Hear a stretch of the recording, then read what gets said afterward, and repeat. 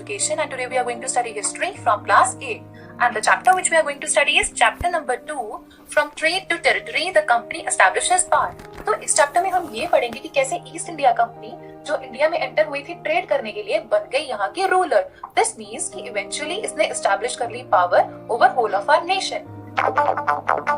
इस इमेज में देख रहे हैं यहाँ पे ये दिखाया गया है कि जो ब्रिटिशर है वो एक इंडियन किंग के पास खड़ा है सो दैट उसे परमिशन मिल जाए इंडिया में ट्रेड करने की. बट बाद में ऐसे क्या सर्कमस्टांसेस हुए कि ये लोग जो कभी परमिशन चाह रहे थे ट्रेड करने के लिए बन गए रूलर ऑफ आवर कंट्री. यही आज हम इस चैप्टर में डिस्कस करेंगे. So let's get started. सबसे पहले बात करते हैं औरंगजेब, जिन्हें आप इस इमेज में देख पा रहे हैं. ये एक बहुत ही स्ट्रॉन्ग रूलर थे. ऐसा इसलिए कहा जाता है क्योंकि इन्होंने इंडिया के बहुत ही लार्ज पार्ट पे अपना कंट्रोल एस्टैब्लिश कर लिया था. दिस मीन्स कि जो इनका राज पार्ट था वो इंडिया के बहुत मेजर हिस्से पे फैला हुआ था. बट इन्हें कहा जाता है लास्ट पावरफुल मुगल रूलर. ऐसा इसलिए कहा जाता है क्योंकि इनके जो सक्सेसर्स थे यानी इनके बाद जितने भी मुगल किंग्स आए वो बहुत ही वीक सक्सेसर थे, यानी उनसे अपना राजपाट ढंग से नहीं संभाला गया. तो जब 1707 में औरंगजेब की डेथ हुई उसके बाद क्या चेंजेस देखने में आए. सबसे पहले बात करते हैं मुगल गवर्नर्स की. मुगल गवर्नर्स जिन्हें उस वक्त सूबेदार कहा जाता था एंड साथ ही जो बिग जमींदार थे इन सब ने अपने स्मॉल किंगडम्स बना लिए. मतलब जो मुगल्स थे जिनकी पहले एक अथॉरिटी होती थी पूरे कंट्री पे, अब ऐसा नहीं रहा. अब इंडिया में बहुत सारे स्मॉल किंगडम्स अराइज हो गए और जितने भी ये किंग्स थे ये अपने तरीके से अपने राजकाज को संभालने लगे. दिस मीन्स कि दिल्ली जिसे कभी इफेक्टिव सेंटर माना जाता था यानी सेंट्रल एडमिनिस्ट्रेशन की जो उसकी इंपॉर्टेंस थी वो फाइनली हो गई डिटेरियोरेट. तो उस वक्त के कुछ जो किंग्स थे प्रोमिनेंट उनके बारे में जान लेते हैं. सबसे पहले बात करते हैं महाराजा रंजीत सिंह के बारे में. ये किंग थे पंजाब के. उसके बाद है मुर्शिद कुली खान जो कि नवाब थे बंगाल के, और टीपू सुल्तान जो किंग थे मैसूर के. तो अब आप ये जान चुके हैं कि उस टाइम पीरियड में यानी 18th सेंचुरी में इंडिया में कैसे पॉलिटिकल चेंजेस आए. मीनवाइल इसी टाइम पीरियड में ब्रिटेन में क्या चल रहा था. ब्रिटेन में एक कंपनी थी जिसका नाम था ईस्ट इंडिया कंपनी. अब इस कंपनी का एक एम था. वो एम ये था कि जो वर्ल्ड के ईस्टर्न रीजन्स है ना, जैसे कि इंडिया और इसके जो नेबरिंग जो कंट्रीज हैं, ये वहां पे आके ट्रेड करना चाहते थे. कुछ ऐसी चीजें थी जिनकी की बहुत ज्यादा डिमांड थी यूरोप में, जैसे कि स्पाइसेस, सिल्क एंड कॉटन. अब ये सारी चीजें जो थी ये इंडिया में बहुत ही सस्ते दामों पे अवेलेबल थी. तो जो ईस्ट इंडिया कंपनी थी इनका प्लान ये था कि यहाँ ब्रिटेन से ये सारा सी रूट फॉलो करते हुए पहुंचेंगे इंडिया में, इन सारी चीजों को यानी कि स्पाइसेस, सिल्क एंड कॉटन को खरीदेंगे सस्ते दामों पे और वापस ले जाके ब्रिटेन में और यूरोपियन कंट्रीज जो थे वहाँ के उन्हें वहाँ पे ये बहुत महंगे दामों पे बेचेंगे, जिससे इन्हें बहुत ज्यादा प्रॉफिट मिलेगा. अब इस प्लान को पूरा करने के लिए इन्होंने क्या किया, दे acquired a charter from queen Elizabeth one. Charter क्या होता है, ये एक रिटन परमिशन होती है. तो यहाँ पे जो क्वीन थी उन्होंने परमिशन दी ईस्ट इंडिया कंपनी को ये इंडिया में जाके ट्रेड कर सकते हैं. तो अब इसका बेनिफिट क्या था इन्हें. अब ये फियरलेसली ट्रेड कर सकते थे इंडिया में क्योंकि क्वीन ने अलाउ किया था चार्टर में कि ये इंग्लैंड से सिर्फ एक ऐसी सिंगल कंपनी होगी जो इंडिया में जाके ट्रेड कर सकती है. दिस मीन्स कि ईस्ट इंडिया कंपनी को कोई भी कॉम्पिटिटर नहीं मिलने वाला था फ्रॉम इंग्लैंड. तो इसका नतीजा ये होता कि ईस्ट इंडिया कंपनी को बहुत ज्यादा प्रॉफिट्स अर्न करने को मिलते. बट जैसा कि इस कंपनी ने सोचा था कि उन्हें प्रॉफिट्स अर्न करने को मिलेंगे as it was the single company to deal in India, क्या ऐसा हो पाया? नहीं, ऐसा नहीं हो सका. अब उसके पीछे क्या कारण थे ये भी जान लेते हैं. वेल, ईस्ट इंडिया कंपनी ने जब 1600 में ये सोचा कि वो इंडिया में आएंगे और ट्रेड करेंगे, उससे भी बहुत पहले ऐसी कुछ यूरोपियन कंपनीज थी जो ऑलरेडी इंडिया में एंटर कर चुकी थी. उनमें सबसे पहले नाम आता है पोर्तुगीज का. एक पोर्तुगीज थे जिनका नाम था वास्को द गामा. जो वास्को द गामा थे इन्होंने एक सी रूट डिस्कवर किया था. कब? इन द ईयर 1498. अब इस सी रूट को डिस्कवर करने के बाद ये 1498 में ही इंडिया पहुंच गए. कौन सी जगह? कालीकट. इस जगह इन्हीं को फॉलो करते हुए डच पहुंचे पुलिकट में इन द ईयर 1595 एंड बाद में कुछ और यूरोपियंस भी आए जैसे कि French. They entered India in the year 1664 at Pondicherry जो इस जगह पे है. अब आप ये जान चुके हैं कि जिस वक्त ईस्ट इंडिया कंपनी आई उस वक्त और भी यूरोपियंस यहाँ पे आ चुके थे. तो इसका इफेक्ट क्या हुआ? वेल, जब इंडियन ट्रेडर्स को पता चला कि ऐसी यूरोपियन कंपनीज हैं जो कुछ पर्टिकुलर चीजों में ही डील करना चाह रही है जैसे कि इंडिगो, स्पाइसेस, सिल्क, तो इन्होंने इन सारी चीजों के जो प्राइसेस थे उन्हें बहुत ज्यादा बढ़ा दिया. ऐसा क्यों हुआ? क्योंकि अब जब डिमांड बहुत ज्यादा थी तो ऐसे टाइम पे उन चीजों के प्राइसेस बढ़ ही जाते हैं. तो जब बहुत ज्यादा हाई प्राइसेस पे हो गई चीजें तो उन्हें बेचने के बाद इन कंपनीज को जो प्रॉफिट्स हुए वो थे बहुत ही ज्यादा लो. तो अब जब इतनी सारी कंपनीज एक जगह आ गई और इन्हें प्रॉफिट्स भी होने लग गए लो, तो अपने आप को सेफगार्ड करने के लिए इन्होंने क्या किया, आइए जानते हैं। Well, in order to safeguard themselves, ये जितनी भी यूरोपियन कंपनीज थी ना, ये सब ट्रेड वॉर में एंटर हो गई। ट्रेड वॉर से हमारे यहाँ क्या मतलब है, देखिए, ईस्ट इंडिया कंपनी और जो उसकी राइवल कंपनीज थी, इन्होंने एक तरह से युद्ध करना शुरू कर दिया एक दूसरे के खिलाफ। उसमें ये क्या करते थे, एक दूसरे की शिप्स को सिंक कर देते थे। इस इमेज में देखिए, आपको यही दिखाने की कोशिश की गई है कि जो यूरोपियन कंपनीज है उनके बीच में युद्ध चल रहा है और वो राइवल कंपनी की शिप को यहाँ पे सिंक कर रहे हैं। तो सिमिलरली जो यूरोपियन कंपनीज थी, इन्होंने ना सिर्फ शिप सिंक किए, एक काम और किया कि इन्होंने सी रूट्स में ब्लॉक करने शुरू कर दिए। ऐसा ये इसलिए करते थे कि जो राइवल कंपनीज हैं, ना तो वो इंडिया में इजीली एंटर कर पाए, ना ही यहाँ से सामान खरीद के वापस जा पाए। थर्ड स्टेप जो इन्होंने लिया वो था फोर्टिफिकेशन का। ये अपने ट्रेडिंग पोस्ट पे बड़े बड़े वॉल्स बनाने लग गए और साथ ही इन्होंने अपनी सेपरेट आर्मी भी रखना शुरू कर दिया। अब ऐसा क्यों हुआ, देखिए, जब आप ये बात जान चुके कि ईस्ट इंडिया कंपनी राइवलरी में एंटर हो गई थी, यानी कि वो वॉर करने लग गई थी और अपनी जो राइवल कंपनीज थी, बाकी यूरोपियन कंपनीज, उनको नुकसान पहुंचाने लग गई थी, तो इन रिटर्न ये लोग भी तो इनको नुकसान पहुंचाते। तो अपने आप को प्रोटेक्ट करने के लिए इन्हें ये बड़े बड़े वॉल्स यानी फोर्टिफिकेशन भी करना पड़ा और आर्मी भी रखनी पड़ी। तो इसका नुकसान क्या हुआ, इंडियन किंग्स जिन्होंने कभी इन्हें परमिशन दी थी ट्रेड करने के लिए, ये भी फाइनली ईस्ट इंडिया कंपनी और बाकी की यूरोपियन कंपनीज के हो गए अगेंस्ट। अब ऐसा क्यों हुआ, सपोज कीजिए आप एक इंडियन किंग है और कोई कंपनी आपके पास आती है और आपसे परमिशन मांगती है कि वो आपके लैंड पे आकर करना चाहती है ट्रेड, बट बाद में आप क्या नोटिस करते हैं कि ट्रेड के नाम पे ये कंपनीज यहाँ पे एक तो राइवलरी कर रही हैं, तोड़ फोड़ कर रही हैं, शिप्स डुबो रही हैं और आप ही के लैंड पे फोर्टिफिकेशन करके इन्होंने अपनी एक सेपरेट आर्मी भी रख ली है। तो क्या आप ये पसंद करेंगे, नहीं ना। तो same was the case with Indian Kings. तो अब हुआ क्या, अगर बात करें ईस्ट इंडिया कंपनी की, तो उसे दो तरफ से दुश्मनी हाथ लगी। एक तो उनको यूरोपियन राइवल्स मिल गए जिनके साथ उनका युद्ध चल रहा था, दूसरी तरफ जो इंडियन किंग्स थे उनके साथ भी उनका युद्ध शुरू हो गया। बट इन सब बुरी चीजों में कुछ चीजें अच्छी भी हुई, जैसे कि फाइनली ईस्ट इंडिया कंपनी ने अपना ट्रेड शुरू कर दिया, कहाँ, बंगाल में। और इसके लिए इन्होंने 1651 में एक अपनी फर्स्ट इंग्लिश फैक्ट्री सेटअप की रिवर हुगली के पास। और इसके साथ ही कंपनी ने क्या बनाए, कुछ स्टोर्स। अब ये स्टोर्स क्या होते हैं, इन स्टोर्स को क्या कहा जाता है, इन्हें कहा जाता है वेयर हाउस। ये एक ऐसी जगह होती है जहाँ आप अपने प्रोडक्ट्स को सेफली रख सकते हैं। उसी के साथ कंपनी ने कुछ ऑफिसेस बनाए। अब देखिए, अगर आपको अपने क्लाइंट्स के साथ डील करना है, यानी जो कंपनी के ऑफिसर्स थे उन्हें अपने कस्टमर्स के साथ डील करना है, तो उसके लिए कुछ ऑफिसेस तो होने चाहिए ना। तो ये सब भी बनाए गए। And not only this, in year 1696 company ने अपना एक फोर्ट भी बना लिया बंगाल में, बिकॉज अब ये डिसाइड कर चुके थे कि अब ये यहाँ पे आराम से सेटल डाउन कर जाएंगे, सो दैट अपने ट्रेड को अच्छे से चला पाएंगे। और ठीक इसके 2 साल बाद क्या हुआ, इसके 2 साल बाद कंपनी ने कुछ ऐसे ऑफिसर्स थे किंग के, उनको कर दिया ब्राइब, मतलब उन्हें रिश्वत दे दी। और उससे इन्हें क्या मिल गया, इन्हें मिल गए दीवानी राइट्स ऑफ 3 विलेजेस। अब दीवानी क्या होता है, ये कैसी अलाउंस होती है जिसमें आपको ये अलाउ किया जाता है कि आप रेवेन्यू कलेक्ट कर सकते हैं कुछ पर्टिकुलर प्लेस से। अब ये जो रेवेन्यू होता है ना, एक बहुत अच्छा सोर्स होता है इनकम का। तो जो कंपनी को दीवानी राइट्स मिले वो 3 विलेजेस के मिले थे, उनमें से एक जगह थी कालीकता, और आज हम इसे जानते हैं कोलकाता के नाम से।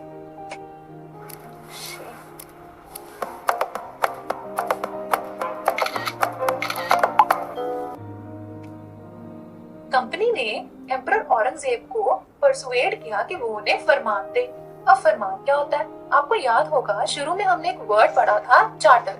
चार्टर क्या था, एक परमिशन थी जिसे कि दिया था क्वीन एलिजाबेथ ने। तो सिमिलरली अब जो ये फरमान था, ये भी क्या थी, एक रिटन परमिशन, और ये किसने दी थी इन्हें, एम्परर औरंगजेब ने। अब आप में से कुछ बच्चों का क्वेश्चन होगा कि हमने पढ़ा कि औरंगजेब की तो डेथ हो गई थी। वेल, आपको याद होगा कि हमने जो डिस्कस किया वो ये कि ईस्ट इंडिया कब एंटर हुई, 1600s में, और औरंगजेब की डेथ कब हुई, 1707 में। तो हम यहाँ जो बीच का ये पीरियड है ना, उस टाइम की बात कर रहे हैं। खैर, तो जब औरंगजेब ने फरमान दे दिया कंपनी को, तो उसके बाद क्या हुआ, कंपनी को मिल गए rights of duty free trade. Duty free trade का मतलब क्या होता है कि अब जो कंपनी है जब वो ट्रेड करेगी तो उन्हें किसी भी तरह का टैक्स नहीं देना पड़ेगा। और किसी भी कंपनी के लिए ये बहुत ही प्लस पॉइंट होता है, क्योंकि जब आपको टैक्स नहीं देना पड़ता ना, तो आपके बहुत ज्यादा प्रॉफिट्स बढ़ जाते हैं, और ये किसी भी ट्रेड के लिए बहुत अच्छी बात होती है। बट यहाँ पे एक चीज देखने में आई, वो ये कि जो ऑफिसर्स थे ना ईस्ट इंडिया कंपनी के, इन्होंने क्या किया, इन्होंने मिसयूज करना शुरू कर दिया फरमान को। अब आप पूछेंगे फरमान का मिसयूज कैसे किया। औरंगजेब ने कहा था कि जब भी कंपनी डील करेगी, यानी जब कंपनी ट्रेड करेगी, तो वो होगा ड्यूटी फ्री। लेकिन ऑफिसर्स ने क्या किया, इन्होंने अपने कुछ छोटे मोटे साइड बिजनेस शुरू किए हुए थे। अब ये उनको चलाने के लिए भी फरमान को यूज करने लगे। मतलब ये टैक्स नहीं देते थे। क्या कहते थे कि हमारे पास फरमान है और फरमान में कहा गया है कि आप ड्यूटी फ्री ट्रेड कर सकते हैं, तो इन्होंने किसी भी तरह का टैक्स देना बंद कर दिया। तो इससे हुआ क्या? वेल, जो बंगाल के नवाब थे उन्हें बहुत ज्यादा रेवेन्यू का लॉस हो गया। अब आपका क्वेश्चन होगा कि रेवेन्यू लॉस से नवाब जो थे उनको क्या इफेक्ट? देखिए, कोई भी किंग के लिए रेवेन्यू होना बहुत जरूरी है, क्योंकि इसी के बेसिस पे वो अपने राजपाट का सारा खर्चा चला सकते हैं। तो अब जब रेवेन्यू का लॉस होने लग गया, तो उस वक्त जो नवाब थे बंगाल के, मुर्शिद कुली खान, जिनकी आपको पहले एक इमेज दिखाई गई है, वो कब थे नवाब यहाँ पे? 1717 से लेके 1727 तक। ये हो गए अगेंस्ट किनके? कंपनी के, क्योंकि इनका कहना था कि आपकी वजह से हमें हो रहे हैं रेवेन्यू लॉसेस। और ठीक इसी तरह जो इनके सक्सेसर आए अलीवर्दी खान, जो कि बहुत ही स्ट्रॉन्ग रूलर थे ऑफ बंगाल, और ये कब थे यहाँ पे बंगाल के नवाब? 1740 से 1756 तक। तो इन्होंने क्या किया? ये भी अगेंस्ट हो गए किसके? कंपनी के। और इन्होंने कहा कि जो कंपनी कर रही है मिसयूज ऑफ फरमान, ये बहुत गलत है और ऐसा नहीं होना चाहिए। इसके बाद क्या हुआ?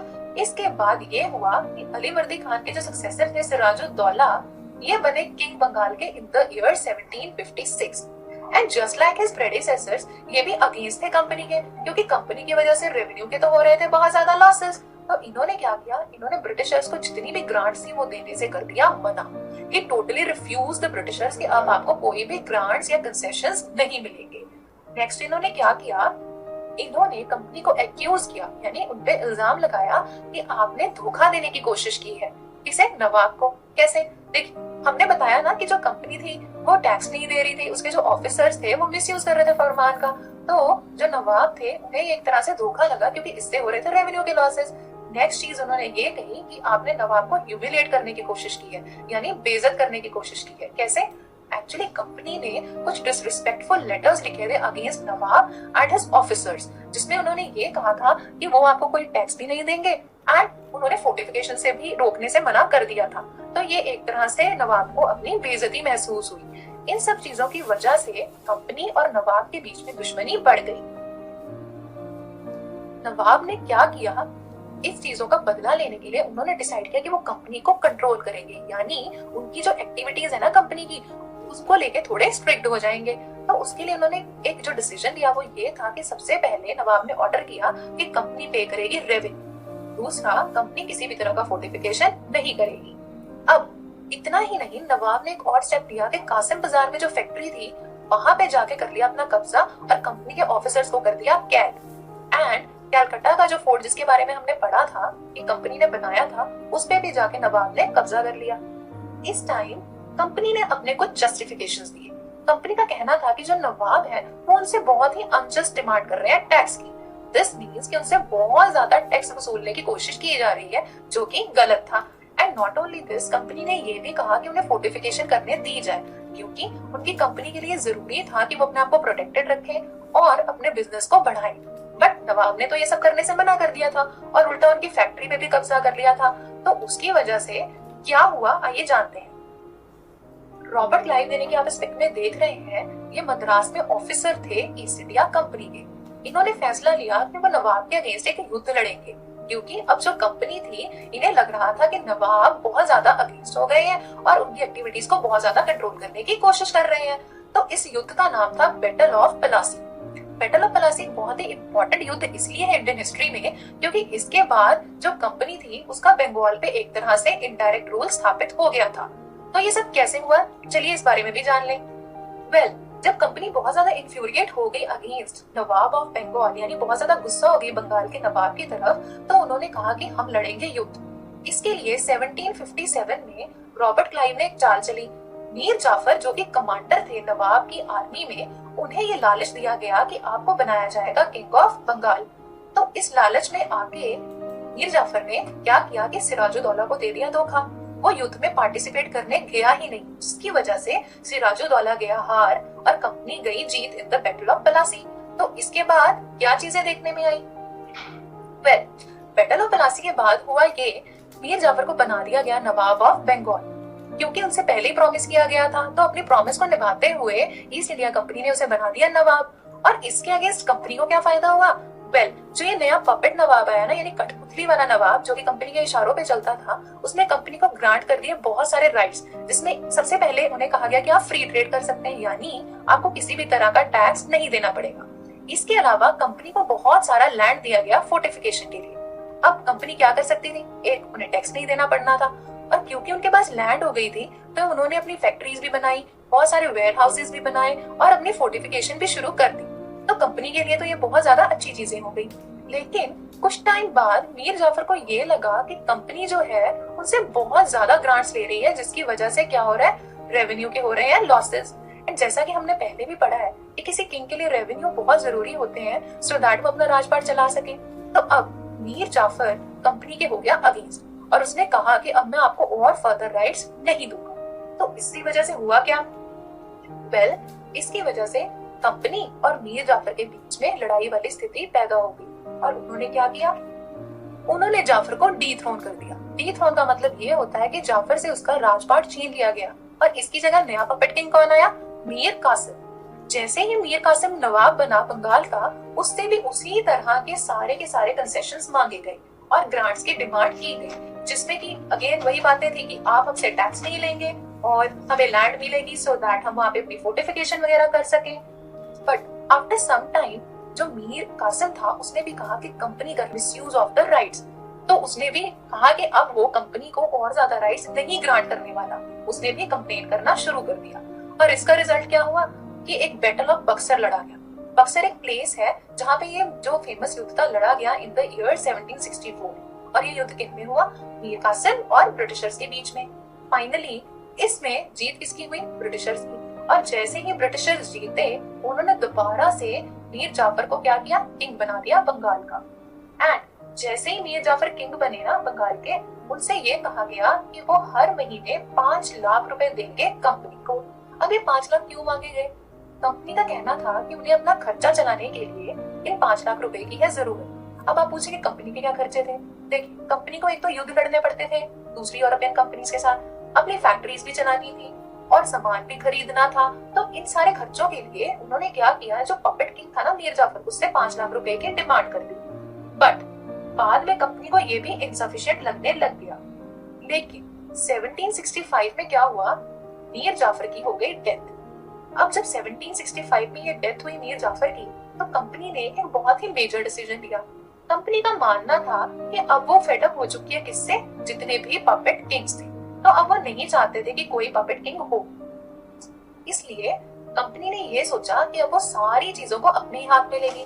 तो इसके लिए उन्होंने क्या स्टेप लिया, 1765 में कंपनी ने दीवानी राइट्स एक्वायर किया बंगाल की। इस इमेज में आपको दिखाया गया है कि जो शाह आलम सेकंड है वो एक लीगल डॉक्यूमेंट हैंड ओवर कर रहे हैं रॉबर्ट क्लाइव को, और इस लीगल डॉक्यूमेंट में जो कंपनी थी उन्हें ये राइट दे दिया गया कि अब वो दीवान बनते हैं बंगाल के। तो दीवान बनते कंपनी को क्या फायदा हुआ, कंपनी को ये फायदा हो गया कि अब उन्हें मिलने लग गया बहुत सारा रेवेन्यू। एक्चुअली में क्या था कि पहले कंपनी को डिपेंडेंट होना पड़ता था किस पे, ब्रिटेन पे। अब वो ब्रिटेन पे क्यों डिपेंडेंट थे, एक्चुअली ब्रिटेन से आता था बहुत सारा पैसा जिससे कि वो यहाँ पे उनकी जरूरत की चीजें खरीदते थे, यानी वो प्रोडक्ट्स जिससे कि वो ट्रेड कर सके जाके यूरोपियन कंट्रीज में। पर अब उन्हें ब्रिटेन की जरूरत नहीं रही थी, क्योंकि बंगाल से ही उन्हें इतना रेवेन्यू मिल जाता था कि जिससे कि वो अपने प्रोडक्ट्स भी खरीद सकते थे, आर्मी भी मेंटेन कर सकते थे, फोर्टिफिकेशन भी कर सकते थे। इसी दौरान एक चीज जो देखने में आई वो ये थी कि जितने भी ब्रिटिश ऑफिसर्स थे वो नवाबों वाली लाइफ जीने लग गए। जैसे कि अगर हम रॉबर्ट क्लाइव की बात करें, जो रॉबर्ट क्लाइव थे ये गवर्नर ऑफ बंगाल बन गए थे इन 1764। इनके पास इतनी ज्यादा प्रॉपर्टी और पैसा इकट्ठा हो गया कि इन द ईयर 1772 ब्रिटिश पार्लियामेंट में इनके ऊपर एक केस चलाया गया, क्योंकि जो ब्रिटिश पार्लियामेंट थी ये बहुत सस्पिशियस हो गई थी कि आखिर क्लाइव के पास इतना पैसा कैसे आया। बट बाद में फाइनली इन्हें एक्विटल मिल गया था इस केस में से। लेकिन 1774 में रॉबर्ट क्लाइव ने सुसाइड कर लिया और ये इनकी डेथ हो गई। अब इस दौरान कंपनी ने एक बहुत ही मेजर डिसीजन लिया। कंपनी ने क्या सोचा कि अब वो अपना रूल एक्सपैंड करेंगे, यानी सिर्फ बंगाल ही नहीं बल्कि इंडिया की जो बाकी की टेरिटरीज हैं वहां पे भी वो अपनी एक्सपेंशन करने के बारे में सोचने लगे। लेकिन एक्सपेंशन करने के लिए उन्होंने कभी भी युद्ध नहीं लड़ा, क्योंकि अभी तक उनका डायरेक्ट एक्सपेंशन करके डायरेक्ट रूल करने का ऐसा कोई इंटरेस्ट नहीं था। तो उन्होंने क्या किया, उन्होंने बहुत सारे पॉलिटिकल और इकोनॉमिक मेथड्स अपनाए ताकि वो अपना इन्फ्लुएंस यानी कि प्रभाव बढ़ा सके इंडियन टेरिटरीज में। उनमें से एक तरीका था कि उन्होंने रेजिडेंट्स अपॉइंट किए। अब यहाँ पे क्वेश्चन अराइज होता है कि आखिर ये रेजिडेंट्स कौन थे? वेल, रेजिडेंट्स ऐसे पॉलिटिकल एजेंट्स होते थे इनके ईस्ट इंडिया कंपनी के। इनका काम क्या होता था? ये जितने भी इंडियन किंग्स थे उनके पर्सनल जो मैटर्स होते थे उनमें करते थे इंटरफेयर, और इनकी कोशिश ये होती थी कि ऐसी पॉलिसीज बनवाई जाए इंडियन किंग से सो दैट कंपनी को हो सके बहुत ज्यादा बेनिफिट। तो इसी तरह के इंटरफेरेंस में से एक चीज जो निकल के आई वो थी सब्सिडरी अलायंस। अब सब्सिडरी अलायंस था क्या? ये एक ऐसा कंसेप्ट था जिसे कौन लेके आए थे? लॉर्ड वेल्लेस्ली। अब आप पूछेंगे कि ये लॉर्ड वेल्लेस्ली कौन थे? लॉर्ड वेल्लेस्ली गवर्नर जनरल थे बंगाल के फ्रॉम 1798 टिल 1805। ये जो लॉर्ड वेल्लेस्ली थे इन्होंने एक तरीका अपनाया जिसे कहा जाता है सब्सिडरी अलायंस। ये एक ऐसा मेथड था जिसमें इंडियन रूलर्स को ये अलाउ नहीं होता था कि वो अपनी आर्मी रखें। उन्हें फोर्स किया जाता था कि वो कंपनी की ही आर्मी को रखेंगे अपनी प्रोटेक्शन के लिए, और ये कहा जाता था कि उन्हें जो कंपनी की आर्मी है उसे देनी पड़ेगी बहुत ज्यादा सैलरी। अब ये जो सैलरी होती थी ये इतना ह्यूज अमाउंट होता था कि ज्यादातर इंडियन किंग्स इसे पे ही नहीं कर पाते थे। तो अंग्रेजों ने एक तरीका ये निकाला कि अगर आप हमारी सैलरी नहीं देंगे, हमारे पेमेंट्स नहीं करेंगे तो आप पे पड़ेगी पेनल्टी। अब ये पेनल्टी का क्या मतलब होता है? ये होता है फाइन। तो इस फाइन में क्या किया जाता था कि जो इंडियन किंग होता था उसके राज्य में से कुछ टेरिटरी उससे छीन ली जाती थी बिकॉज वो पेमेंट्स नहीं कर पाता था। इसी बेसिस पे 1801 में अवध के राजा से बहुत सारी जो टेरिटरी थी वो छीन ली गई, and on similar grounds Hyderabad के जो रूलर थे उनसे भी अंग्रेजों ने क्या किया, उनकी बहुत सी टेरिटरी छीन ली बिकॉज वो कंपनी की आर्मी को पेमेंट नहीं कर पाए थे। तो अब आप ये समझ चुके हैं कि ईस्ट इंडिया कंपनी जो थी उन्होंने एक बहुत अच्छी तरह से एक ग्रिप एस्टैब्लिश कर ली थी इंडिया के बहुत सारे पार्ट पे। बट द क्वेश्चन अराइज कि सदर्न पार्ट ऑफ इंडिया पे उनकी ग्रिप बन पाई थी और वहां पे चल क्या रहा था? तो आइए जान लेते हैं सदर्न पार्ट के बारे में, स्पेशली मैसूर के बारे में। मैसूर में एक बहुत ही इंपॉर्टेंट किंग हुए जिनका नाम था हैदर अली। इनके बेटे थे टीपू सुल्तान। टीपू सुल्तान को कहा जाता है टाइगर ऑफ मैसूर। अब उन्हें टाइगर ऑफ मैसूर जो कहा जाता है इसके पीछे एक शॉर्ट स्टोरी है। ऐसा माना जाता है कि एक बार टीपू सुल्तान ने एक टाइगर के साथ लड़ाई लड़ी थी, वो भी बिना हथियार की, जिसमें टीपू को मिली थी जीत। इसलिए उन्हें कहा जाने लग गया टाइगर ऑफ मैसूर। तो टीपू सुल्तान जब किंग बने इन ईयर 1782 तो इन्होंने बहुत सारे ऐसे डिसीजंस लिए जो अंग्रेजों के अगेंस्ट थे। जैसे कि 1785 में इन्होंने मालाबार पोर्ट का जितना भी ट्रेड था वो सारा अपने अंडर कर लिया। इन्होंने क्या कहा कि जितनी भी एक्सपोर्ट होती थी वहां से of sandalwood, paper and cardamom, इसे पूरी तरह से इन्होंने स्टॉप कर दिया और सब कुछ अपने अंडर ले लिया। मतलब मालाबार पोर्ट से अब जितनी भी इंपोर्ट एक्सपोर्ट होगी वो इंडियन किंग टीपू सुल्तान की मर्जी के हिसाब से ही होगी, अदरवाइज नहीं होगी। एंड नेक्स्ट स्टेप इन्होंने ये लिया कि जितने भी लोकल मर्चेंट्स थे मैसूर के उन्हें ये कह दिया कि आप ब्रिटिशर्स के साथ किसी भी तरह की डील नहीं करेंगे। इतना ही नहीं, इन्होंने कोशिश ये की कि ज्यादातर जो डील्स थी ये फ्रेंच लोगों के साथ करते थे और कुछ फ्रेंच को इन्होंने अपनी आर्मी में भी एम्प्लॉय किया सो दैट जो मॉडर्न टेक्निक्स थे युद्ध के वो टीपू की आर्मी को भी आते। अब जब टीपू सुल्तान ने ये सारे स्टेप्स लिए तो उससे सबसे ज्यादा दिक्कत किन्हें हुई? ईस्ट इंडिया कंपनी को। ईस्ट इंडिया कंपनी जो थी ये भी चाहती थी कि इन्हें मालाबार पोर्ट से इंपोर्ट एक्सपोर्ट करने दिया जाए और दो वेरी फेमस गुड्स जैसे कि सैंडलवुड, स्पाइसेस, पेपर एटसेट्रा। तो क्योंकि टीपू सुल्तान तो ये सब ईस्ट इंडिया कंपनी को करने नहीं दे रहे थे, इसकी वजह से ईस्ट इंडिया कंपनी ने सोचा कि क्यों ना हम कुछ ऐसा करें जिससे कि टीपू सुल्तान को वो सबड्यू कर दे और खुद वहां पे जाके सारी चीजों को हैंडल करने लग जाए। तो इन्होंने क्या किया? To suppress the power of Mysore 4 युद्ध लड़े गए जिनको कि हम क्या कहते हैं? Anglo Mysore war. अब ये 1767 से लेके 1799 के पीरियड में लड़े गए और ब्रिटिशर्स ने ये युद्ध किनके अगेंस्ट लड़े? एक जो हैदर अली खान थे और दूसरे जो उनके बेटे थे टीपू सुल्तान। तो अब इन युद्धों का नतीजा क्या हुआ? नतीजा ये हुआ कि 1799 में टीपू सुल्तान की हो गई डेथ इन श्रीरंगपट्टनम। तो जब एंग्लो मैसूर वॉर में इनकी डेथ हो गई टीपू सुल्तान की तो उसके बाद क्या किया गया? बोलियार्स को बनाया गया नया किंग ऑफ मैसूर और इनके साथ भी कंडीशन लगाई गई सब्सिडरी अलायंस। तो यानी इन पर भी एक तरह से ये प्रेशर था कि अगर ये पेमेंट्स नहीं कर पाए तो क्या होगा? इनसे भी इनका राजपाट छीन लिया जाएगा। तो अब जब ब्रिटिशर्स ने अपना एस्टैब्लिश कर लिया कंट्रोल मैसूर पे, तो उसके बाद इन्हें फायदा क्या हो गया था कि जहां मालाबार कोस्ट पे पहले पुराने किंग यानी टीपू सुल्तान का अपना एक कंट्रोल था, अब ऐसा नहीं रहा। दिस मीन्स कि अब इन्हें फायदा ही फायदा होने वाला था, क्योंकि अब ये इजीली इंपोर्ट एक्सपोर्ट भी कर सकते थे और इन पपेट किंग वोडियार्स को भी इनका साथ देना पड़ता। बट बाद में इन्हें एक और प्रॉब्लम आई। वो प्रॉब्लम थे मराठास, जिनके साथ इन्हें बहुत सारे वॉर्स भी लड़ने पड़े। अब ये मराठास कौन थे? ये एक ऐसी डायनेस्टी थी जो डिफरेंट स्टेट्स में डिवाइड हो रखी थी। तो इनमें सबसे पहले नाम किनका आता है? सिंधियाज। और इनके बाद आता है नाम गायकवाड्स एंड होलकर्स। अब पहले समझते हैं मराठास के बारे में। मराठास की ये जो डिफरेंट डायनेस्टीज थी ना, ये सब जो थे ये एक अलायंस होती थी अंडर अ पेशवा। पेशवा का मतलब होता था एक ऐसा प्राइम मिनिस्टर या प्रिंसिपल मिनिस्टर जिसके अंडर ये लोग काम करते थे। तो उस वक्त अब जो ये सिचुएशन अराइज हुई थी जिसकी वजह से मराठास और ब्रिटिशर्स में वॉर होने लगे थे, वो आखिर था क्या? एक्चुअली मराठास ने एक एम बनाया कि अब वो क्या करेंगे, वो करेंगे पूरे कंट्री पे रूल। तो उसके लिए उन्होंने सोचा कि दिल्ली चलते हैं, और क्योंकि दिल्ली, जैसा कि हमने शुरुआत में पढ़ा था, सेंट्रल एडमिनिस्ट्रेशन का एक प्लेस होता था, तो मराठास ने सोचा कि ये दिल्ली पे जाके एस्टैब्लिश करेंगे कंट्रोल और फिर पूरे इंडिया को चलाएंगे अपने तरीके से। बट क्योंकि कंपनी ये चाहती थी कि अब वो अपना एक्सपैंड करने लग जाए कंट्रोल सारे के सारे इंडिया पे, तो इन्होंने सोचा कि जब हमने बंगाल पे भी अपना कंट्रोल कर लिया, मैसूर पे भी कर लिया, तो अब ऐसे प्लेसेस जो कि अंडर थे किनके, वहां पे भी ये अपना कंट्रोल करेंगे एस्टैब्लिश, सो दैट वहां से भी ये अपने ट्रेड को बढ़ा सकें। तो मराठास को सबड्यू करने के लिए बहुत सारे वॉर्स लड़े गए बिटवीन कंपनी एंड मराठास। तो उन वॉर्स को हम क्या कहते हैं? उन्हें कहा जाता है एंग्लो मराठा वॉर। तो जो सेकेंड एंग्लो मराठा वॉर थी, जो कि फाइट की गई थी 1803 से 1805 में, तो उसमें क्या हुआ? उसमें हुआ ये कि जो ब्रिटिशर्स थे इन्हें उड़ीसा और यमुना के पास की कुछ टेरिटरीज, जिनमें कि आगरा भी आता था, वो इन्हें हासिल हो गया। यानी मराठास जो थे उन्हें अपने ये एरियाज गंवाने पड़े ब्रिटिशर्स के हाथों। तो अब नेक्स्ट क्या हुआ? नेक्स्ट ये हुआ कि ब्रिटिशर्स और मराठास के बीच में बहुत ज्यादा इंटेंसिफाई हो गई सिचुएशन, यानी अब इनके बीच में हालात और भी ज्यादा बिगड़ने लगे। तो उसके बाद एक और वॉर हुई जिसे कहा जाता है थर्ड एंग्लो मराठा वॉर, और ये वॉर लड़ी गई थी पानीपत में। इस वॉर के बाद ब्रिटिशर्स जो थे वो फाइनली जीत गए एंड मराठास की जो पावर थी उसे टोटली क्रश कर दिया गया।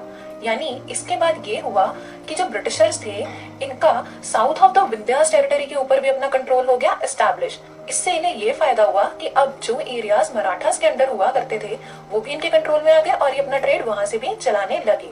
अब इन सब चीजों के बाद ब्रिटिशर्स ने सोचा कि क्यों ना हम अपना टेरिटोरियल एक्सपेंशन और बढ़ाएं, और इतना ही नहीं, इन्होंने डिसाइड किया कि अब ब्रिटिशर्स को हम एक सुप्रीम पावर बनाएंगे, यानी अपनी एक सुप्रीमेसी एस्टैब्लिश करेंगे over all of the India. Britishers ने सोचा कि अब हम अपने आप को एक पैरामाउंट पावर की तरह एस्टैब्लिश करेंगे। पैरामाउंट का मतलब होता है कि अब वो अपने आप को एक सुप्रीम पावर की तरह एस्टैब्लिश करना चाहते थे। तो लॉर्ड हेस्टिंग्स, जो कि गवर्नर जनरल थे 1813 से लेके 1823 तक, इन्होंने इनिशिएट की एक पॉलिसी जिसमें इन्होंने ये डिसाइड किया कि अब फाइनली ब्रिटिशर्स को ही अपनी पैरामाउंटेसी जो है वो यहाँ पे स्थापित करनी पड़ेगी। यानी जैसे हमने स्टार्टिंग में पढ़ा था ना कि मुगल्स की अथॉरिटी होती थी, तो अब इन्होंने कहा कि अब हमारी ही अथॉरिटी होगी पूरे इंडिया पे। ब्रिटिशर्स जो थे, क्योंकि इनको ये डर था कि अगर इनकी पैरामाउंटेसी नहीं हुई तो इन्हें ट्रेड में बहुत ज्यादा नुकसान होगा, तो इन्होंने क्या किया, इन्होंने इंडिया के बहुत सारे पार्ट्स पे अपना राज्य स्थापित करने की कोशिश की। एक्चुअली में इन्हें ना सिर्फ इंडियन रूलर्स का डर था, दरअसल इन्हें ये भी डर था कि रशिया, जो कि एक बहुत स्ट्रॉन्ग पावर बनता जा रहा था, कि कहीं वो आके इंडिया पर भी अपना राज्य स्थापित ना कर ले। तो इसलिए ब्रिटिशर्स जो अब तक की सिर्फ सदर्न और सेंट्रल पार्ट ऑफ इंडिया तक ही सीमित थे, इन्होंने सोचा कि अब हम नॉर्दर्न पार्ट ऑफ इंडिया पर भी अपना राज्य स्थापित करेंगे। तो इसके लिए इन्होंने क्या किया, इन्होंने अफगानिस्तान में भी 1842 में कुछ युद्ध लड़े जिससे कि इनका वहां पे इनडायरेक्ट रूल हुआ स्थापित, और साथ ही साथ 1849 में इन्होंने पंजाब पर भी अपना रूल स्थापित कर लिया। ये सब कब हुआ, जब महाराजा रंजीत सिंह की हो गई डेथ। अपने इस एनेक्सेशन के प्रोसेस में ब्रिटिशर्स ने क्या किया कि ना सिर्फ पंजाब या अफगानिस्तान बल्कि और इलाके जैसे कि कित्तूर, जिसे कि अब हम कर्नाटका के नाम से जानते हैं, वहां पर भी इन्होंने एक अपनी एस्टैब्लिश करने की कोशिश की। क्या, पैरामाउंट सी। तो वहां पे इन्हें क्या देखने को मिला कि कर्नाटका यानी किट्टूर की जो क्वीन थी चिन्नम्मा, उन्होंने इनके खिलाफ एक एंटी रेजिस्टेंस मूवमेंट छेड़ दी, यानी उन्होंने ब्रिटिशर्स के खिलाफ युद्ध लड़ने शुरू कर दिए। बट 1824 में जो रानी चिन्नम्मा थी उन्हें अरेस्ट कर लिया गया। तो अब कंपनी का जो था रूल वो इंडिया के बहुत सारे पार्ट्स में होने लग गया था स्थापित, जिसमें कि north, central part and southern part शामिल हो गए थे। अब इसके बाद क्या हुआ? इसके बाद एक कंसेप्ट आया डॉक्ट्रीन ऑफ लैप्स। जब इन्होंने एनेक्सेशन शुरू किया तो उसमें युद्ध तो लड़े ही गए, लेकिन जैसा कि हमने पढ़ा था कि ये पॉलिटिकल मेथड्स भी यूज करते थे, तो एक ये जो नया मेथड निकल के आया वो था डॉक्ट्रीन ऑफ लैप्स। अब इस कंसेप्ट को लाने वाले कौन थे? ये जिन्हें कि आप इस इमेज में देख रहे हैं, ये है लॉर्ड इंडियन किंग, जिसके पास अपना नेचुरल हेयर नहीं होता था, मतलब जिनके पास अपना बेटा नहीं होता था, तो उनका जो राज्य होता था वो छीन लेते थे। कौन? ब्रिटिशर्स। यानी इस कंसेप्ट की वजह से इन्होंने ऐसी बहुत सी टेरिटरीज थी इंडिया की जिन्हें जीत लिया। अब उनमें से कौन कौन सी टेरिटरीज थी? जैसे कि स्टेट ऑफ सतारा, जिसे 1848 में अक्वायर किया, फिर संबलपुर 1850 में अक्वायर किया और उदयपुर 1852 में अक्वायर किया। और डॉक्ट्रीन ऑफ लैप्स को ही आधार बना के इन्होंने झांसी को अक्वायर किया 1857 में। आपको झांसी तो पता होगा ना, जो कि फेमस है अपनी एक बहादुर क्वीन की वजह से, जिन्हें की झांसी की रानी कहा जाता है। अब झांसी की रानी को भी युद्ध लड़ना पड़ा था अपनी टेरिटरी को बचाने के लिए, बट ब्रिटिशर्स इसमें जीत गए थे और फाइनली झांसी को अक्वायर कर लिया गया था इन 1857। तो अब यहाँ तक हमें ये समझ आ गया है कि जो अंग्रेज थे इन्होंने देश के अलग अलग हिस्सों में बहुत एक्सपेंशन कर ली थी, यानी काफी अपना राज्य इन्होंने बढ़ा लिया था। तो अब जब आपके पास इतना सारा राज्य बढ़ता जा रहा है तो उस वक्त आपको क्या स्टेप्स लेने पड़ेंगे? आपको उसकी एडमिनिस्ट्रेशन का भी ध्यान रखना पड़ेगा, यानी उसको कैसे संभाला जाए, कैसे सारी चीजों को मैनेज किया जाए, उसका भी तो ख्याल करना पड़ेगा, जिसे कि हम एडमिनिस्ट्रेशन कहते हैं। तो वॉरेन हेस्टिंग्स ने, जो कि हमारे क्या थे, governor general of Bengal in the year 1773 till 1785, इन्होंने कुछ ऐसे स्टेप्स लिए जिससे कि हम अपनी नई एडमिनिस्ट्रेशन चला सके या सेटअप कर सके। तो वो स्टेप्स क्या थे, आइए उनके बारे में भी जान लेते हैं। वो स्टेप्स ये थे कि जैसे सबसे पहले तो इन्होंने डिवाइड किया एडमिनिस्ट्रेशन को 3 प्रेसिडेंसीज में, यानी जो पूरा इंडिया था ना, जैसा कि आप इस मैप में देख रहे हैं, इसमें इन्होंने कुछ ऐसे पार्ट्स बना दिए जिन्हें कि हम कहते हैं प्रेसिडेंसी। तो अब इन प्रेसिडेंसीज में कौन कौन सी प्रेसिडेंसीज थी? सबसे पहले मैप में देखिए, यहाँ पे ये आपको दिखाई गई है बॉम्बे प्रेसिडेंसी। तो जितना पार्ट आपको ये डार्क कलर में नजर आ रहा है, ये सब आता था बॉम्बे प्रेसिडेंसी में। उसके अलावा नेक्स्ट यहाँ पे देखिए, यहाँ पे आपको मद्रास प्रेसिडेंसी दिखाई गई है। अगेन यहाँ पर भी जितना पार्ट आप डार्क देख रहे हैं, तो जितना हिस्सा ये इंडिया का कवर हो रहा है, ये थी मद्रास प्रेसिडेंसी। नेक्स्ट जो कि इन्होंने प्रेसिडेंसी बनाई थी वो थी बंगाल प्रेसिडेंसी। अगेन इसमें भी ध्यान दीजिए, ये जो डार्क कलर्ड पार्ट है, तो ये सारा क्या था, ये बंगाल प्रेसिडेंसी थी। तो अब आपको ये समझ आ रहा होगा इन 3 मैप्स की वजह से कि जो प्रेसिडेंसीज थी वो क्या थी। वो ऐसे एरियाज जो थे डिवाइड कर दिए गए थे जिनको अंडर रखा जाता था कुछ ऐसे सीनियर ऑफिसर्स के, जो कि वहां पे सारा कामकाज संभालते थे। कामकाज से हमारा मतलब है कि वहां पे जो भी उनका ट्रेड था कंपनी का, जो उनके टैक्सेस वगैरह कलेक्ट करना या जो भी मेंटेनेंस करना होता था इन एरियाज को, वो सारा कुछ इन प्रेसिडेंसीज में संभाला जाता था। By whom? The senior officers. अच्छा, अब हमने ये तो जान लिया कि प्रेसिडेंसीज बनी, उसके बाद क्या किया गया, लॉज को कोडिफाई करने की कोशिश की गई। अब देखिए, एक सिंपल बात समझिए, सपोज कर लीजिए कि आप एडमिनिस्ट्रेशन चला रहे हैं, तो वहां पे कुछ ना कुछ तो क्राइम्स भी होंगे। अब क्राइम्स जब हो रहे हैं तो उस दौरान आपके पास ऐसे लॉज तो होने चाहिए ना, सो दैट आप एक अच्छे जज की तरह जस्टिफिकेशंस कर सकें और जिनके साथ न्याय करना उनके साथ न्याय कर सकें। तो उस वक्त क्या चीज नोटिस की गई कि जो इंडिया के लोग थे वो क्या करते थे, जो हिंदू पंडित थे और जो मुस्लिम मुफ्तीज थे, जिन्हें कि आप यहाँ इमेज में देख पा रहे हैं, इनके पास जाते थे न्याय के लिए। तो अंग्रेजों ने क्या किया कि हिंदू पंडित और मुस्लिम मुफ्तीज से कहा कि आप अपने धर्म के अकॉर्डिंगली जितने भी लॉज बने हैं वो हमें बताएं, सो दैट हम उन्हें कोडिफाई कर सकें और जब भी कोई न्याय की जरूरत हो तो जो हिंदुस्तान के लोग हैं उन्हें सही ढंग से न्याय दिया जा सके। अब न्याय देना है तो उसके लिए कोर्ट्स भी तो एस्टैब्लिश करने पड़ेंगे ना, तभी तो आप जाके आप अपनी बात जो है जज के सामने रख सकते हैं। तो यही किया ब्रिटिशर्स ने भी, इन्होंने कोर्ट्स एस्टैब्लिश किए और ये जो कोर्ट्स एस्टैब्लिश किए गए इनको डिवाइड किया गया 2 तरह की कोर्ट्स में, जिनमें सबसे पहले आती है फौजदारी अदालत यानी क्रिमिनल कोर्ट। तो जो भी क्राइम्स होते थे ना, जैसे चोरी डकैती या कोई भी ऐसा क्राइम जो होता था, उन सबके केसेस चलाए जाते थे फौजदारी अदालत में। और जितने भी नॉर्मल केसेस हैं, जैसे कि मान लीजिए कोई प्रॉपर्टी है उससे रिलेटेड डिस्प्यूट है, या कहीं पे कोई पैसा है उसको बांटना है उससे रिलेटेड कोई केस है, तो वो कहाँ हैंडल होते थे? दीवानी अदालत में, जिन्हें कहा जाता है सिविल कोर्ट। ठीक है, इसके बाद क्या किया गया? इसके बाद हर शहर में एक ऑफिसर रखा गया जिसे कहा जाता था कलेक्टर।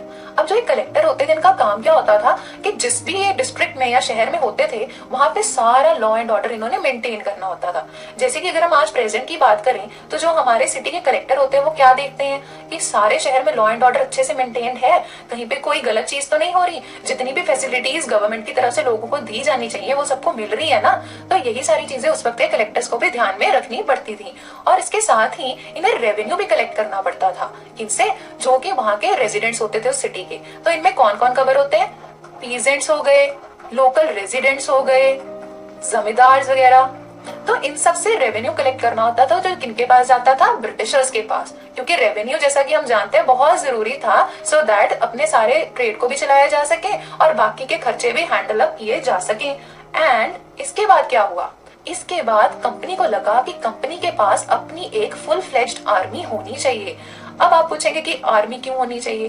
देखिए, हम सब जानते हैं कि किसी भी कंट्री के लिए ये जरूरी है कि उसके पास अपनी आर्मी हो, सो दैट वो अपने आप को प्रोटेक्ट कर सके। और अब जब अंग्रेजों ने ही पूरे इंडिया पे अपना राज्य स्थापित शुरू कर दिया था, तो उस वक्त उन्होंने क्या डिसीजन लिया कि उनके पास भी अपनी आर्मी होनी चाहिए, ताकि इंडिया का जो इतना मेजर पार्ट है उसे रखा जा सके प्रोटेक्टेड। अब इन्हें प्रोटेक्ट किससे करना था? एक तो जो एनिमीज थे, यानी जो कि इंडियन किंग्स थे वो इनके एनिमी तो थे, और साथ ही साथ जो कि इनके ट्रेड राइवल्स थे। देखिए, जब ईस्ट इंडिया कंपनी एक कंपनी होते हुए पूरे इंडिया पे अपना राज्य स्थापित कर गई, तो इन्हें ये भी तो डर था कि बाकी यूरोपियन कंपनीज ऐसा कुछ ना कर लें। तो इन दैट ऑर्डर अपने आप को सेफगार्ड करने के लिए इन्होंने क्या रखी? आर्मी। अब आर्मी में सारे के सारे ब्रिटिशर्स तो रखे नहीं जा सकते, क्योंकि इतने सारे ब्रिटिशर्स इंडिया में कहां से आएंगे। तो इन्होंने क्या किया? इन्होंने इंडियन सोल्जर्स को भी रखना शुरू कर दिया अपनी आर्मी में। तो उस वक्त जो सोल्जर्स, हमारे इंडियन सोल्जर्स आर्मी में काम करने लगे, यानी ब्रिटिश आर्मी में काम करने लगे, तो किस टाइप के सोल्जर्स होते थे? पहले तो होते थे सवार्स और दूसरे होते थे पैदल। अब सवार्स वो सोल्जर होते थे जो हॉर्स के ऊपर राइड करते हुए युद्ध में पार्टिसिपेट करते थे, और पैदल वो सोल्जर्स होते थे जो पैदल चलते हुए ही अपनी लड़ाई में अपना योगदान डालते थे। तो अब इन सोल्जर्स को कराया जाता था ट्रेन, किस तरह से? आर्चरी में एंड स्वॉर्ड फाइटिंग में। दिस मीन्स कि जो पुराने टाइम के जो सोल्जर्स थे उनको युद्ध की जो ट्रेनिंग दी जाती थी उसमें क्या होता था? एक तो तलवारबाजी सिखाई जाती थी और धनुष बाण से लड़ाई करना सिखाया जाता था। बट अब ये भी जानते हैं कि धीरे धीरे चीजें बदल रही थी। कैसे? अब बहुत सारी चीजें जो थी वो मॉडर्नाइज होने लग गई थी। मॉडर्नाइज से हमारा मतलब है कि जब फैक्ट्रीज आ रही थी और अलग अलग नए तरह के गुड्स बन रहे थे, तो उस दौरान लड़ाई के भी कुछ नए तरीके आ गए। जैसे कि अब लोग स्वॉर्ड फाइटिंग या आर्चरी से अपना युद्ध नहीं करते थे, वो क्या करते थे? कुछ नई वॉरफेयर टेक्निक्स का इस्तेमाल करने लगे, जिनमें हम नाम लेते हैं कुछ ऐसी गन्स का, जैसे कि मैच लॉक। अब मैच लॉक क्या होता था? ये एक ऐसी गन होती थी जिसे मैच की मदद से जलाया जाता था और शूट किया जाता था, और इसी के साथ ही कुछ और हैवी गन्स भी लोग यूज करने लग गए युद्ध के दौरान। तो ऐसे में हुआ क्या कि कंपनी को ये लगा कि अब उन्हें अपने सोल्जर्स को नए तरीके से करना पड़ेगा ट्रेन। तो अब ये ट्रेनिंग के दौरान होता क्या था? ट्रेनिंग के दौरान उनके ऊपर कुछ ऐसे डिसिप्लिनरी रूल्स जो थे वो लगाए जाते थे इंडियन सोल्जर्स पे, जो कभी कभार उनकी धार्मिक जो उनकी सोच थी ना उसके अगेंस्ट हो जाता था। मतलब जो उनकी कम्युनिटी फीलिंग थी, जैसे कि अगर आप एक ऐसे इंसान है जो कोई पर्टिकुलर काम नहीं कर सकते क्योंकि वो आपके धर्म में अलाउड नहीं है, तो वो भी करना पड़ता था इंडियन सोल्जर्स को बिकॉज ऑफ ब्रिटिशर्स, क्योंकि वो क्या चाहते थे? उन्हें अब एक यूनिफॉर्मिटी डेवलप करनी थी अपने सोल्जर्स में। तो इस वजह से एक डिसकंटेंट अराइज होने लग गया इंडियन सोल्जर्स के मन में अगेंस्ट ब्रिटिशर्स, और यही था जो बाद में 1857 की म्यूटिनी में बदला। ये 1857 की म्यूटिनी क्या है ये पढ़ेंगे हम अपने आगे के चैप्टर्स में। तो अब तक जो हमने इस चैप्टर में पढ़ा उससे हम किस कंक्लूजन पे आए? हम इस कंक्लूजन पे आ गए हैं फाइनली कि हाँ ये सही है कि जैसा कि टाइटल में कहा गया है कि from trade to territory the company establishes power. तो हाँ ये सच है कि इंडिया में एक कंपनी जिसका नाम ईस्ट इंडिया कंपनी था, जो एंटर हुई थी ट्रेड करने के लिए, बाद में गेन कर गई power over whole of our country और क्या बन गई? Ruler of our country. Means कि उसने, जैसा कि यहाँ पे दिखाया गया इमेज में, क्या किया? पूरे के पूरे कंट्री पे अपना रूल एस्टैब्लिश कर लिया।